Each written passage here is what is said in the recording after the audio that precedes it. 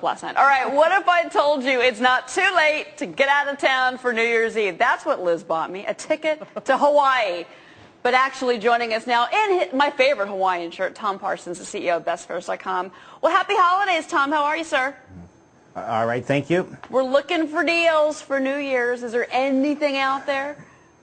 Well, here's what you got to remember. I mean, the airlines ate up a bunch of the cheap seats because of the storms in the Northeast. This weekend we saw in the Midwest, from Texas, we had snow. I mean, that was amazing for us here in Dallas-Fort Worth. But up and down the coast, we've had flight delays and cancellations. Some of those seats have probably been eaten up, just trying to rejuggle folks from one part of the country to the other. But the airlines still have done a no advance purchase. You can buy a ticket today. I still think if you're looking to leave like on the 30th, the 31st, avoid January 2nd and the 3rd, and maybe go for a 3 or 4 day weekend, come back on Monday or Tuesday, you still have an opportunity to still fly around. Maybe the short haul cities are going to come in about $150, $160 round trip. On the West Coast, we're seeing Virgin do a $39 one-way sale from San Francisco to cities like Los Angeles and San Diego and Orange County and Las Vegas, as little as $39 with a one-day notice, and it's good till February.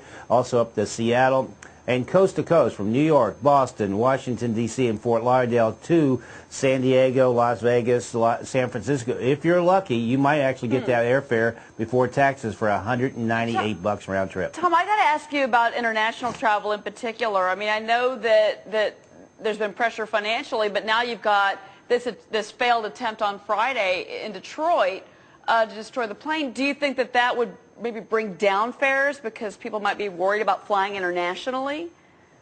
Well, I think that's one thing where, I mean, once we get more and more into this, and we find a person can buy a one-way ticket, pay in cash and carry no luggage, and yet the United States government doesn't consider this person a risk, I think some people are going to say, we just can't trust the people in Europe, we can't trust people in South America or Mexico or even in Asia to protect us on those planes. If the public loses that confidence, and even if the fare, let's say 5 or 10% of the people elect not to go that were planning to go, that is going to put a lot of pressure on those airfares to come down. And right now, some destinations are pretty pricey. So I think I think there'll be some benefits in that. And again, if it was like last summer, some of those prices dropped by more than 40 or 50%.